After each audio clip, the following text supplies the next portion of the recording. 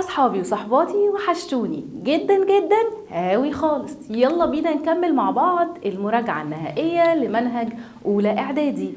الحلقة اللي فاتت احنا خلصنا مع بعض شرح كم كبير من الكلمات وحلينا مع بعض وشفنا جزء كبير جدا من التدريبات. تعالوا بقى دلوقتي نبدأ مع بعض شرح القواعد المهمة لكل الوحدات. تعالوا هنبدأ مع بعض شرح قاعدة الماضي البسيط للوحدة الأولى، وزي ما شرحناه قبل كده في حلقات شرح المنهج بالتفصيل. تعالوا يلا مع بعض نفتكر الباست simple كان يا ترى بيتكلم عن ايه وبنستخدمه في ايه. تعالوا نشوف بقى مع بعض verb to be في الباست simple. verb to be في الباست simple بيكون من was where past ماضي. احنا كنا عارفين مع بعض انه في البريزنت كان بيتكون من am و is و are. ده في البريزنت. انا اكون I am، هو يكون he is. طيب انا بقى لو عايزه اقول انا كنت في الماضي، انا كنت، قال لي هنقول was I was. طب عايزه اقول هم كانوا، قال لي هنقول they were. يبقى انا عندي verb to be في ال past simple بيكون من was and where. طيب was، قال لي was هيروح معاها، هنغير لون القلم. was هيروح معاها I he she it وأي singular noun. يعني was هيروح معاها، يلا عد معايا، I he she it وكمان أي singular noun. يعني لو أنت عايز ما تقولش he ونقول مكانه أحمد، قال لي سهلة جدا، هنقول أحمد was. ليه؟ عشان أحمد ده singular noun أحمد was. طيب لو أنا قلت هنا أحمد and سارة، قال لي أحمد وسارة ده plural noun، على طول هتروح مع where. يبقى أنا هنا عندي was هشوف معاها ال I وال he وال she وال it. أما where هشوف معاها ال we وال you وال they. we were, they were, you were. طيب ده في حالة ال affirmative form، شكل الجملة بتاعتي وهو مثبت. طب شكل الجملة بتاعتي وهو منفي مع verb to be في ال past simple، قال لي هستخدم wasn't weren't. طبعا احنا عارفين verb to be past أو present على طول لازم ألاقي وراه يا إما noun اسم يا إما adjective صفة. يبقى هنا هقول مثلا they were happy، هم كانوا سعداء. they were happy. they weren't happy، هم لم يكونوا سعداء. خلاص أنا بنفي السنتنس بتاعتي. يبقى الافيرماتيف فورم بتاعي was were، الافيرماتيف فورم بتاعي was and were. النيجاتيف فورم بتاعتي قال لي weren't. طيب لو انا عايزه اعمل سؤال في الباست simple، تعالوا نشوف مع بعض.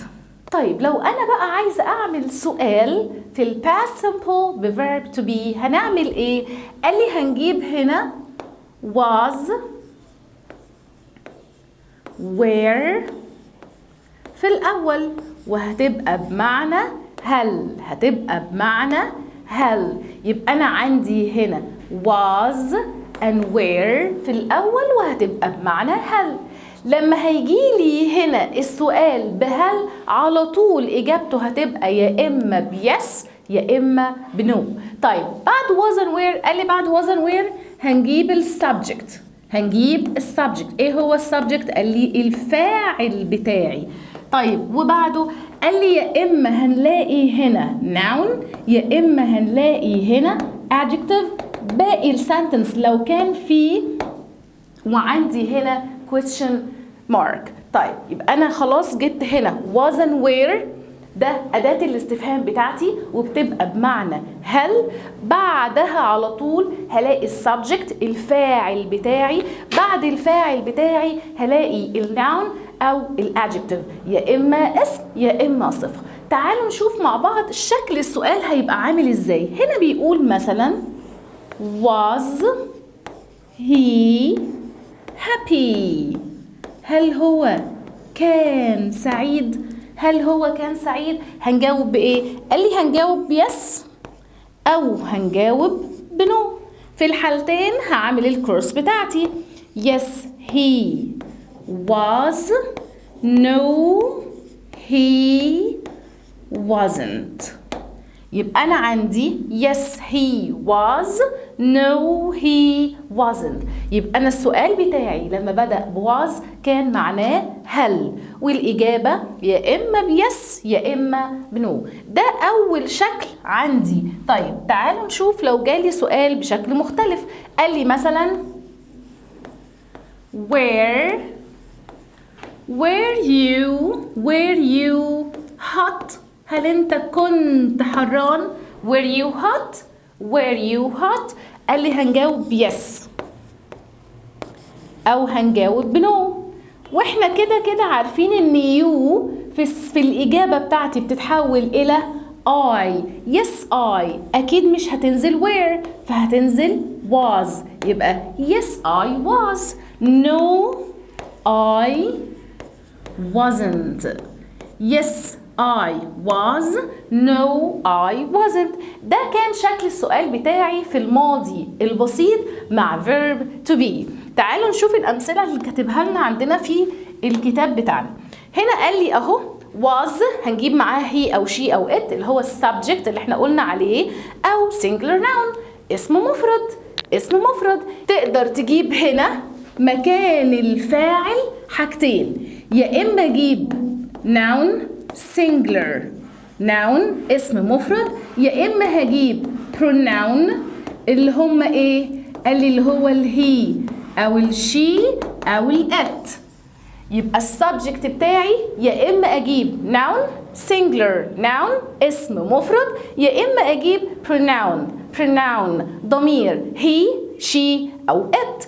طيب تاني حاجة قال لي هنا هنجيب مع where هنجيب الوي أو اليو أو الذي. خلاص احنا عارفين ان where هتاخد they أو we أو you.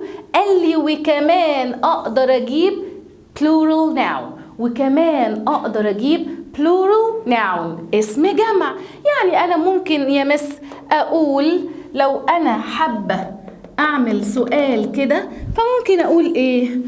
where Sarah and Ahmed happy؟ where ادي اداة الاستفهام بتاعتي بمعنى هل. سارة and احمد ده السبجكت بتاعي، ده الفاعل بتاعي السبجكت. where سارة and احمد happy. لو جيت اجاوب هقول yes they were، او هقول no they weren't. yes they were no they weren't. ده كان شكل السؤال بتاعي verb to be في زمن الماضي البسيط. كده احنا خلصنا verb to be في الماضي البسيط. الافيرماتيف فورم بتاعتي هستخدم was were، النيجاتيف فورم بتاعتي هستخدم wasn't weren't. الكويستشن فورم السؤال قال لي هنجيب الواز والوير في الأول وهتبقى بمعنى هل. أي سؤال بمعنى هل على طول الإجابة هتبقى يا إما بيس يا إما بنو. كده إحنا خلصنا مراجعة verb to be في الماضي البسيط.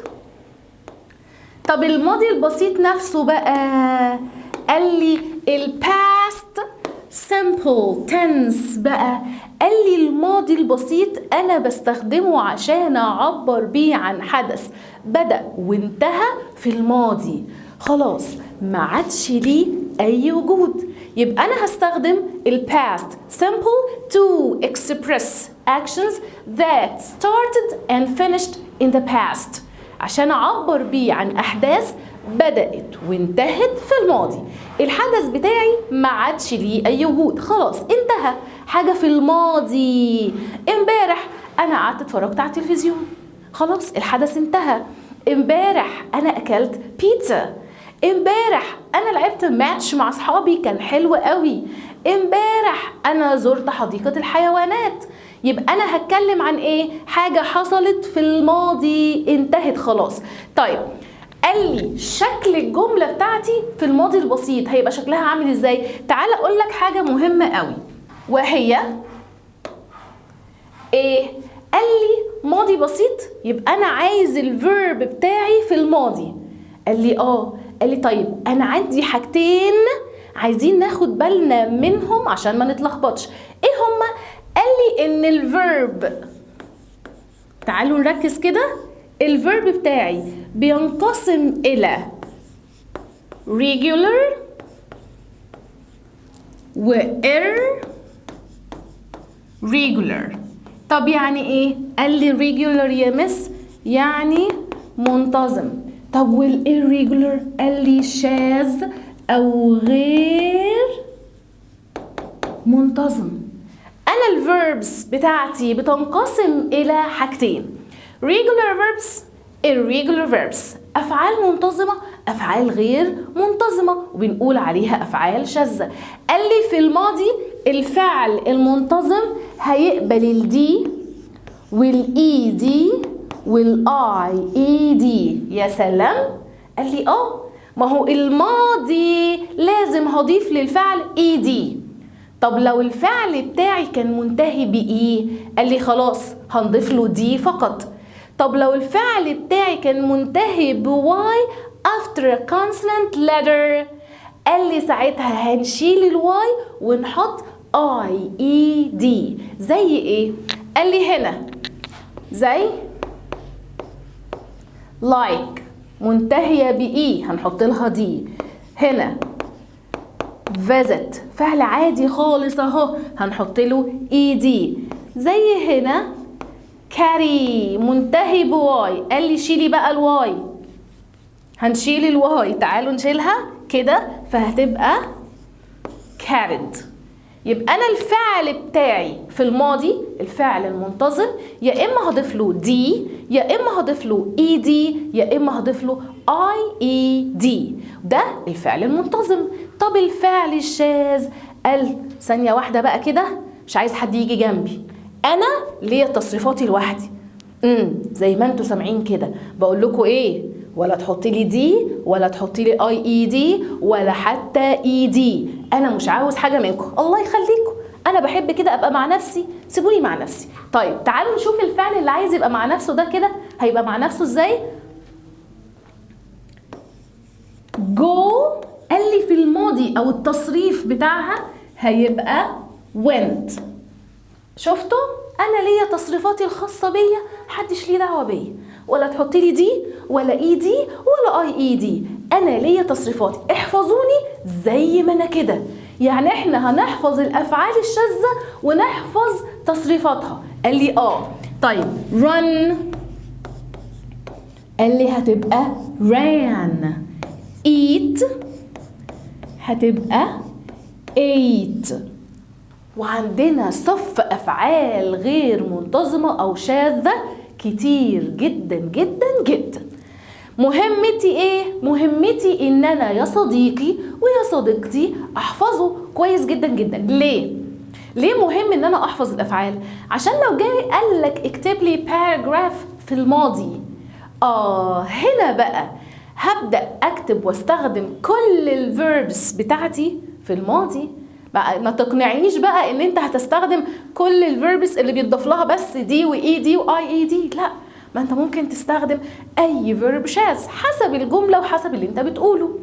يبقى انا مهم قوي يا اصدقائي ويا صديقاتي الحلوين ان احنا نراجع جداول الافعال نحفظها كويس جدا جدا. كده احنا عرفنا شكل الفيرب بتاعي في الماضي البسيط. اول حاجه irregular هضيف له يا اما دي يا اما اي دي يا اما اي اي دي. الغير منتظم irregular go هتبقى went، ده اللي هو التصريف الثاني، خلاص احنا عارفينها. البريزنت تصريف اول، الباست تصريف ثاني. go هتبقى went، run هتبقى ran، eat هتبقى ate. يبقى احنا هنحفظ تصريفات الافعال. طيب شكل السنتنس بتاعتي بيبقى عامل ازاي في الماضي البسيط؟ تعال اقول لك. هنا بيقول I played. يا مس تاني نفس السنتنس، معلش استحملوني. I played football مثلا yesterday. انا امبارح لعبت كوره، نزلت انا واصحابي حجزنا ملعب ولعبنا لنا ساعه واتبسطنا. I played football yesterday. امبارح لعبت كوره. طب هو هنا بيقول لي ده الضمير I. طيب مش احنا يا مس كان عندنا بس ولا عندنا ولا مش عندنا في الماضي البسيط كل الضماير بتيجي مع الفيرب عادي. يعني لو استخدمت شي هقول she played football yesterday. مش عارفه هي هتعملها ازاي دي، بس نعتبر ان في شي هتلعب فوتبول yesterday، وكده كده في بنات بتلعب. طيب لو استخدمت they قال لي مفيش هي زي ما هي. they played football yesterday. تعالى كده، تعالى نقرب بلون تاني مختلف. هنشوف ايه؟ هشوف ان هنا الفيرب بتاعي اهو played مع الاي زي مع الشي برضو played، زي مع الذي برضو played. يبقى انا هنا الفيرب بتاعي سواء الفاعل كان مفرد singular او كان plural جمع، الفيرب بتاعي ما بيتغيرش. I played football yesterday. She played football yesterday. They played football yesterday. يبقى أنا الفيرب بتاعي سواء الفاعل مفرد جمع، الفيرب بتاعي ما بيتغيرش. تعالوا نشوف شكل السنتنس. لو أنا هستخدم verb irregular مثلا ممكن أقول I ate. لا احنا عايزين اللون ده. I ate pizza. I ate ماضي اهو I ate. طب لو قلت he قال لي سهلة جدا he ate pizza. طب لو قلنا هنا they، لا ده جمع بقى، قال لي نفس الكلام they ate pizza. يبقى أنا عندي I ate ده irregular verb، ده فعل غير منتظم. I ate pizza. He ate pizza. They ate pizza. ده كده شكل السنتنسز بتاعتي مع الريجولار فيرب ومع الirregular فيرب. شكل السنتنس بتاعتي وهي affirmative مثبتة مع الفعل المنتظم ومع الفعل الغير منتظم. طيب حلو، خلاص احنا عرفنا ازاي هنكتب سنتنس في الماضي البسيط. طب يا ترى لو انا عايزه بقى انفي، قال لي حلو قوي، تعالي لي عشان ننفي هنستخدم بطل الابطال didn't. didn't، بس didn't قالت لي stop ثانيه واحده كده، شيلي لي كل حاجه عملتيها، هاتي لي الفعل بتاعي في الاصل. ايه ده؟ قال لي ايوه انا ما بحبش حد يجي جنبي ولا متضاف له ولا مش متضاف له. ثانيه واحده، انا عايزه الفيرب بتاعي زي ما هو كده في اصله، مش عايزه اي تغييرات. شيلوا لي بقى كل اللي انتوا عملتوه، شيلوا شيلوا شيلوا، شيلي الدي، شيلي الاي دي، شيلي الاي اي دي، شيلي كمان التصريف التاني مع الirregular، وهاتي لي الفعل بتاعي في اصله. شيلي كل اللي انت عملتيه ده. يعني انا مع didn't عشان انفي لازم ارجع الفعل بتاعي تاني للاصل. ايوه، انا مش عايزه اي حد. اهو didn't plus infinitive. يعني ايه infinitive؟ قال لي يعني مصدر الفعل. يعني ايه infinitive؟ يعني مصدر الفعل. يبقى انا عشان انفي السنتنس بتاعتي في الباست simple هستخدم didn't. قال لي didn't هتيجي هنرجع الفعل بتاعي تاني لاصله. يعني ايه لاصله؟ قال لي يعني هنشيل اي اضافه عملناها، هنشيل الدي، هنشيل الاي دي، هنشيل الاي اي دي، او لو هو كان شاذ هنرجعه تاني لتصريفه الاصلي او تصريفه الاول. اهو didn't، شيل يا عم كل التصريفات ارميها. حاضر، يعني هقول هنا I didn't play. I didn't play football. انا ما لعبتش كوره. هو انت مش كنت بتلعب امبارح؟ لا، ما لعبتش امبارح، انا ما لعبتش كوره.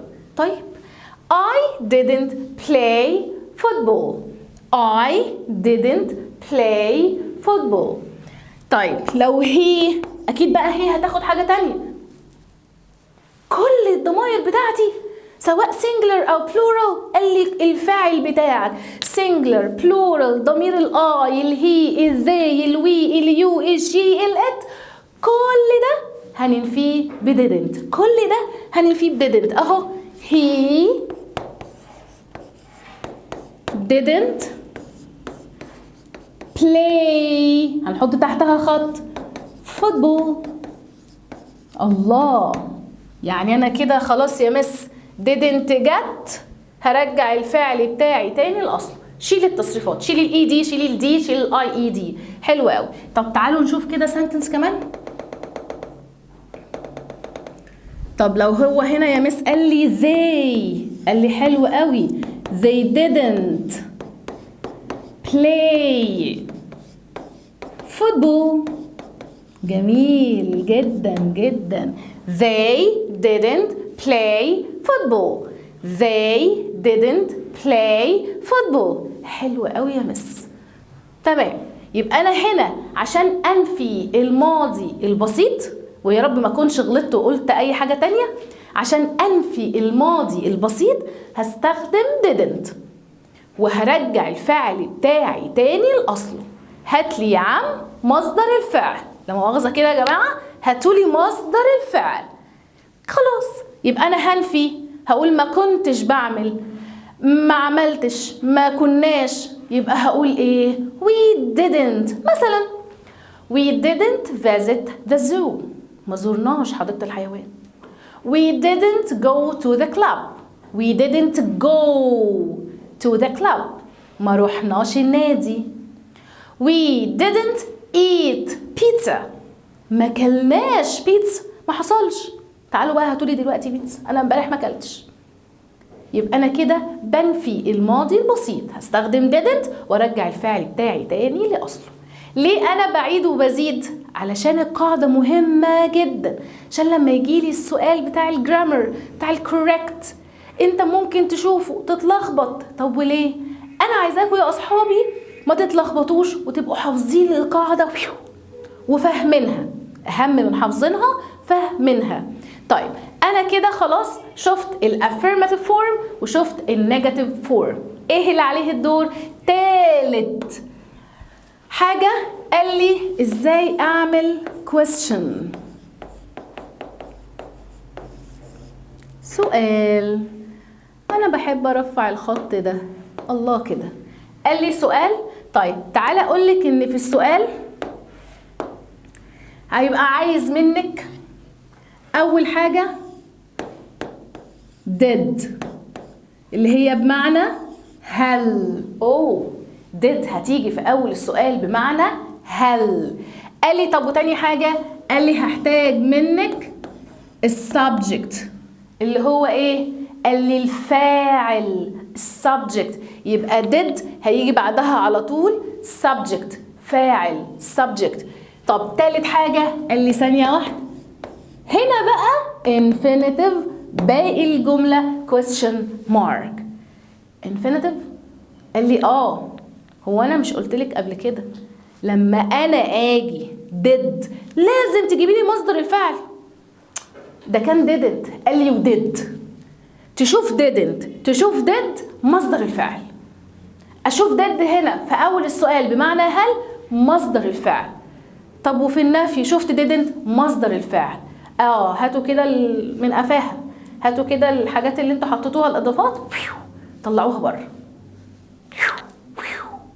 يبقى هنا في السؤال عملت ايه؟ رجعت الفاعل بتاعي تاني لاصله من غير اي اضافات. تعالوا نشوف بقى. يبقى هنا ده الركن الاول نمبر 1 did بمعنى هل. السبجكت بتاعي احنا متفقين يا اما يجي noun يا اما هيجي pronoun ضمير. هنا مصدر نمبر 2 نمبر 3. طيب شكل السؤال هيبقى عامل ازاي؟ تعال اقول لك. did subject you. did you travel? did you travel to Luxor؟ انا بسألك هل كنت سافرت الأقصر قبل كده؟ سافرت؟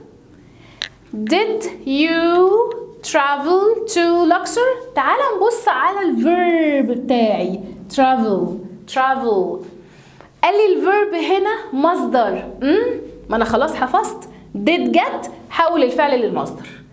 did get هحول الفعل بتاعي للمصدر. يبقى انا دايما في السؤال هشوف الفعل بتاعي في المصدر سواء كان regular verb او irregular verb، سواء كان فعل منتظم او فعل غير منتظم. طب لما اجي اجاوب طبعا احنا عارفينها، احنا كبار هنعمل المقص، اليو هتنزل I والdid زي ما هي يبقى yes I did. طيب will know قال لي برضو اليو هتنزل I لكن انا هنا بقول no فهتبقى didn't. يبقى did you travel to Luxor؟ did you travel to Luxor؟ yes I did. no I didn't. yes I did. no I didn't. لا ما سافرتش. يبقى أنا هنا عندي أي سؤال هلاقي فيه did في الأول يبقى هنا السؤال بمعنى هل والإجابة هتكون يا إما بيس يا إما بنو. طيب بيقول لي هنا I held out in a workshop. ده فعل منتظم held. We gave the plants a lot of water. ادينا في الماضي اهو النباتات الكثير من الماء. طيب بيقول لي هنا بقى الجملة الخبرية المنفية، أنا عايزة أنفي. قال لي السبجكت بتاعي الفاعل didn't مصدر الفعل. subject فاعل didn't مصدر الفعل. طيب بص كده I didn't buy a new car last month. أنا ما اشتريتش سيارة جديدة الشهر اللي فات. I didn't buy الفعل بتاعي في المصدر. طيب هنا بقى ازاي اعمل سؤال؟ قال لي اهو نمبر 1 عايزاكم تركزوا قوي في الحتة دي، ترتيبة السؤال شكل السؤال. قال لي نمبر 1 did وهتبقى بمعنى هل. نمبر 2 subject اللي هو الفاعل. نمبر 3 infinitive اللي هو المصدر. يبقى انا عندي هنا 3 أركان أساسية في السؤال. أول حاجة أداة الاستفهام اللي هي did، تاني حاجة السبجكت اللي هو الفاعل، تالت حاجة المصدر اللي هو infinitive. 3 أركان أساسية عندي في السؤال. فخلاص أنا هنا بقيت عارفة did get يبقى الفيرب بتاعي الفعل بتاعي على طول في المصدر. هنا قال لي Did you visit your uncle last week؟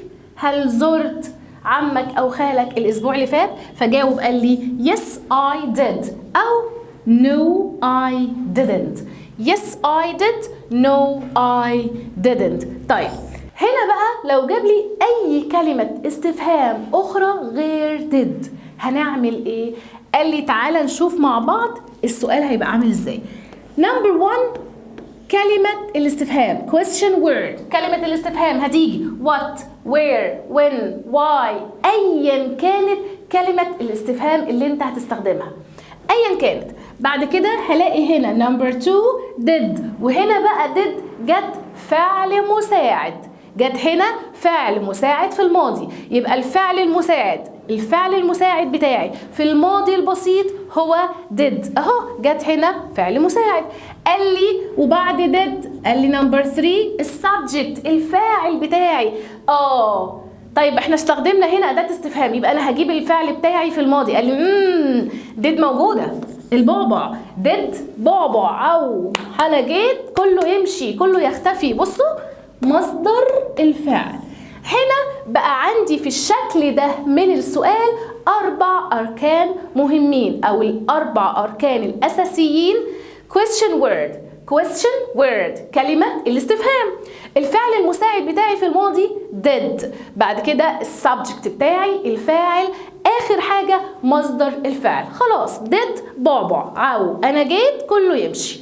هنا هنرجع الفعل بتاعي تاني لأصله. هنا بيقول إيه؟ What did you do yesterday؟ What did you do yesterday؟ عملت إيه امبارح؟ What did you do yesterday؟ هنا هنجاوب نقول I went to a sports club. I went ركزوا كده أنا جاوبت بإيه؟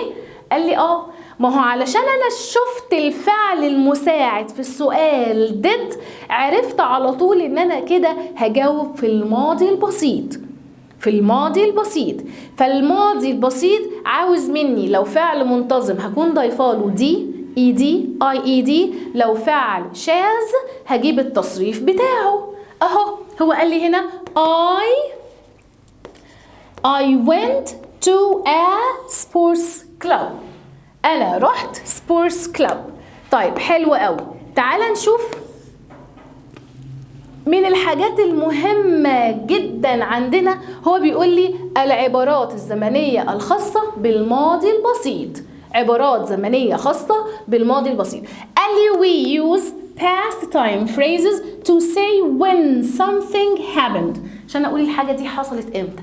فبستخدم العبارات الزمنية الخاصة بالماضي البسيط للإخبار عن متى حدث شيء ما.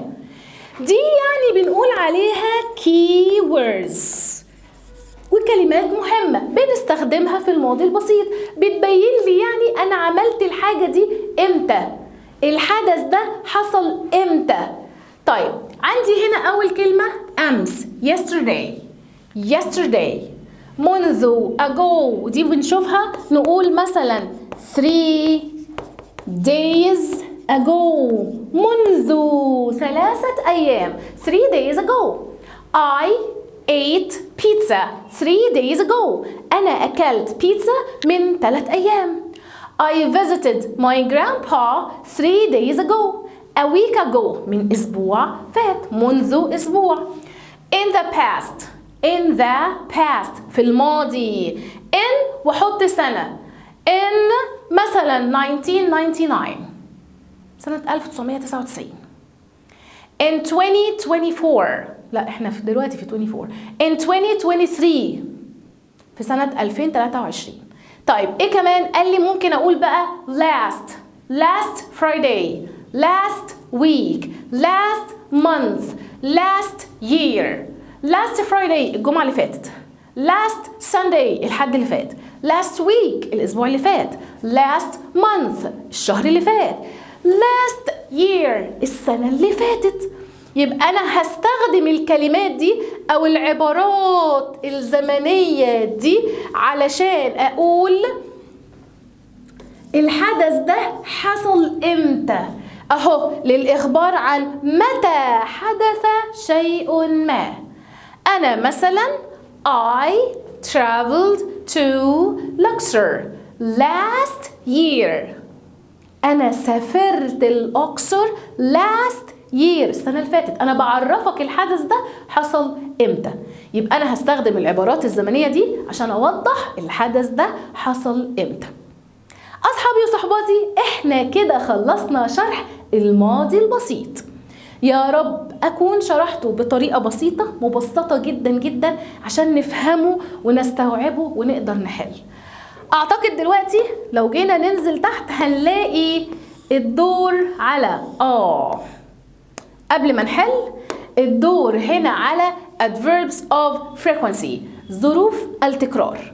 ظروف التكرار قال لي هستخدم ظروف التكرار ليه؟ قبل الفعل الأساسي وبعد verb to be، وتعبر عن عدد مرات تكرار حدوث الفعل في الماضي. ركز. يعني يا مس مش احنا زمان كنا بنقول always, never, sometimes, usually، دي كلمات المضارع البسيط، شفتها يبقى مضارع بسيط ما ينفع. لا، ظروف التكرار اقدر استخدمها في الماضي علشان اقول الحدث ده حصل كم مرة في الماضي. frequency words كلمات التكرارية دي هستخدمها عشان اقول مثلا انا لعبت الاسبوع اللي فات 3 ماتشات، فانا ممكن اقول مثلا انه انا sometimes. طيب يعني اهو انا عايزه اتكلم في الماضي واقول انا الحاجه دي عملتها كم مره، كررتها كم مره. قال لي عادي جدا، عايز تقول كده قول، انت صح، برافو عليك. هنستخدم always, never, sometimes, usually, often. تعالوا بقى نشوف مع بعض هنا بيقول ايه. قال لي I always looked after my little brother. خد بالك، قال لي تستخدم ظروف التكرار قبل الفعل الأساسي، قبل الفعل الأساسي وبعد verb to be. أنا كده كنت زمان بقول للصغيرين عندي إن الظروف التكرار دي تيجي كلهم كده، أنا حشرية وهاجي بينكم. بين مين ومين؟ بين الفاعل والفعل الأساسي، دي هتيجي في النص كده. أنا حشرية وهاجي بينكم. طبعا أنتوا كبار فمش محتاجين إن أنا أقول لكم أنا حشرية وهاجي بينكم. ظروف التكرار حشرية، أنا حشرية وهاجي بينكم، لازم هتيجي ما بين الفاعل والفعل الأساسي. يبقى الظرف التكرار هيجي في النص كده. اوعوا I played، مفيش حاجة كانت بتفرق الآي عن البلايد. لا، أنا جيت هقف في النص كده، أنا حشرية. فهنا بتقول إيه؟ I always looked. أنا حشرية وهاجي بينكم. يبقى أنا هنا هشوف ظروف التكرار ما بين الفعل والفعل الأساسي. I always looked after my little brother.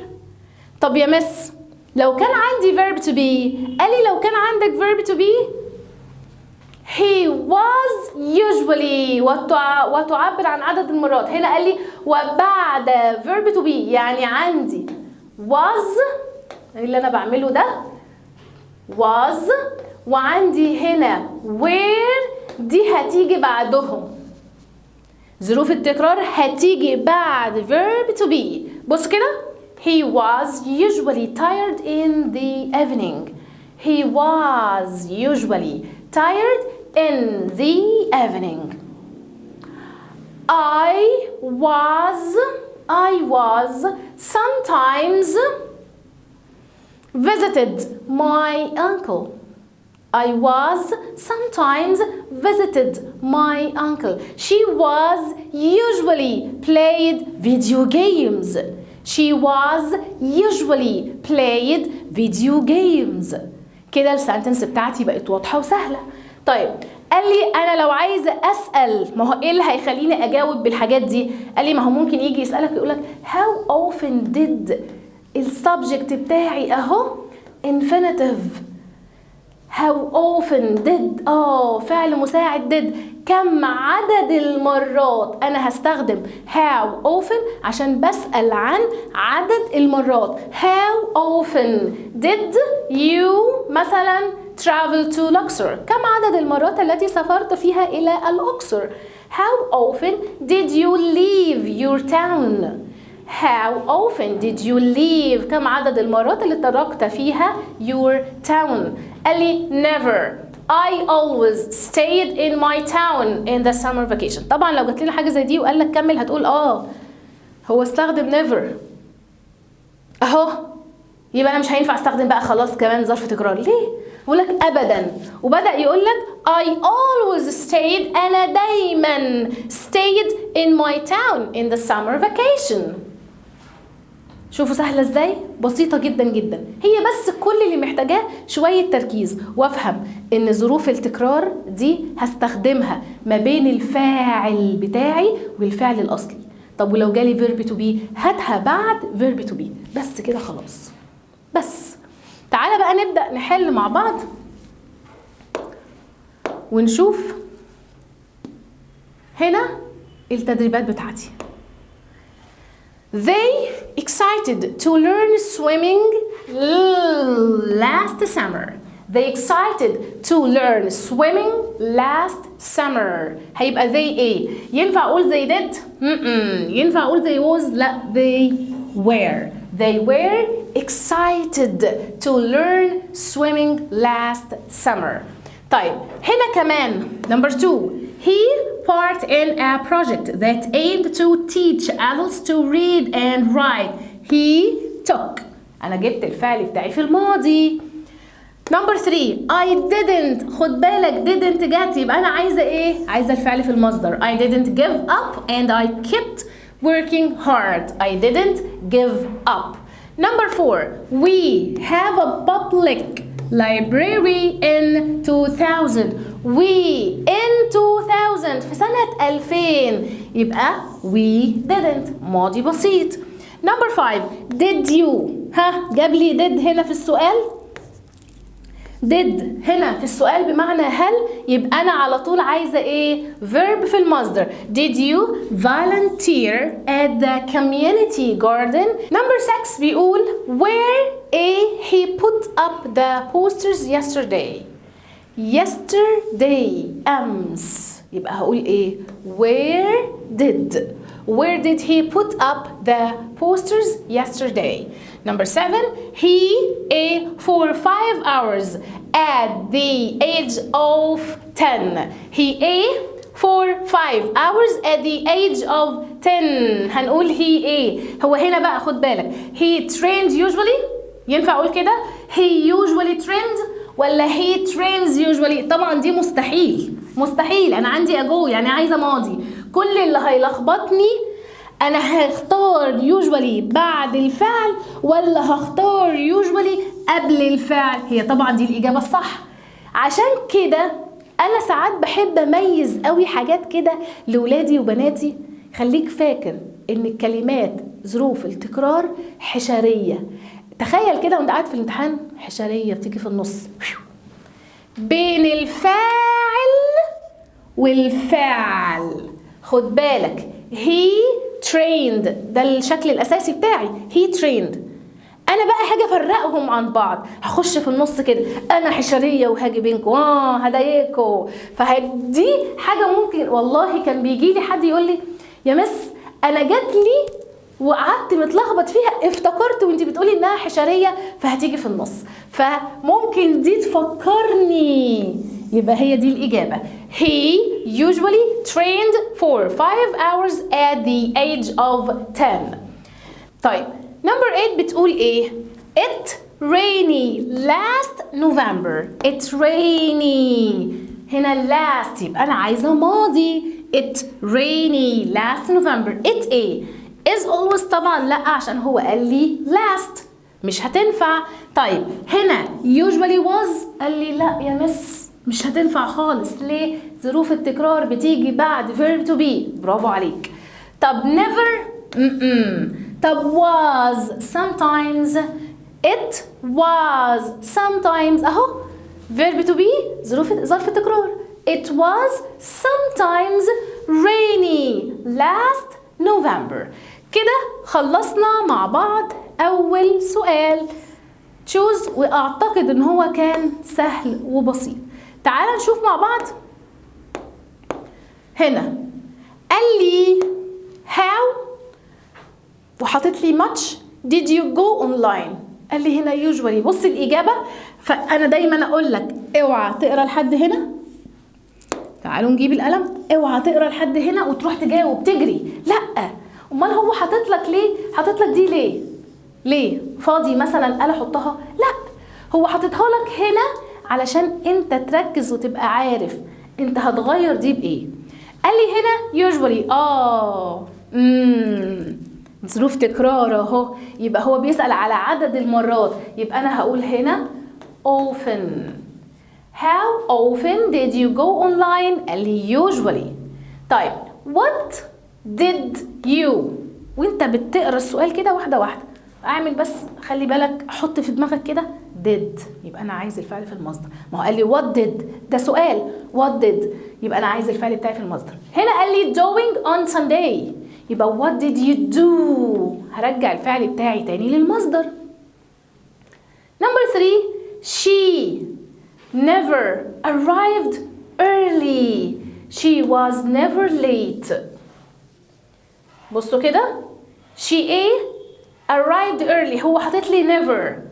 she was never late، هي أبدا عمرها ما بتتأخر، فهنقول always. she always arrived early، هي دايما بتوصل بدري. she was never late، عمرها ما اتأخرت. last summer، الصيف اللي فات، يبقى انا كده بتكلم في الماضي. ده لو انا بحل في الامتحان، احنا هنا بنحل على القاعده، فاحنا عارفين ان احنا بنحل على الماضي. طب في الامتحان last summer حاجات كده بنحط عليها hint. last ده ماضي. طب تعالى لما نشوف بقى بيقول ايه. last summer we، جاب لي هنا بين القوسين visiting. اوكي طيب، يبقى last summer we many ancient buildings in Cairo. last summer قال لي last ماضي. اخر سؤال عندي بيقول لي last summer. last انا هحط هنت عندي هنا على كلمه last. last يبقى ده ماضي، يبقى انا عايزه الفعل بتاعي في الماضي. last summer we، هنا جايب لي visiting. هل ينفع اقول visiting؟ لا، انا عايزه الفعل بتاعي في الماضي، يبقى هقول last summer we visited. ده فعل منتظم هحط له ed. last summer we visited many ancient buildings in Cairo.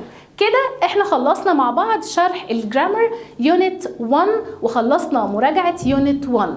اصحابي وصحباتي هستناكم في باقي الحلقات عشان نكمل المراجعة مع بعض. هتوحشوني جدا جدا قوي خالص. وده كان انجليزي مع تيتشر انشراح، وبس كده خلاص.